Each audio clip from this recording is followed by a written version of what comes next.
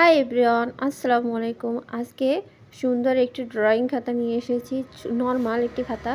আর এই নর্মাল খাতাতে দেখুন সুন্দর একটি ফ্লাওয়ার এঁকে দেখাবো। আর এই ফুলটা এই নর্মাল খাতাতে সুন্দর আঁকাআঁকি করা যায়। আর তোমরা চাইলে এর থেকে দামি খাতাও নিতে পারো। যেহেতু আজকে নর্মাল খাতায় নিয়ে এসেছি, নর্মালভাবেই সুন্দর একটা ফুল এঁকে দেখাবো। আর এই ফুলটা মূলত একটি শাড়ির পাড়। আর এই শাড়ির পাড়টা তোমরা ওনার পায়েরও ইউজ করতে পারো, বিভিন্ন জায়গায় ইউজ করতে পারো, তোমরা পাঞ্জাবিতেও করতে পারো।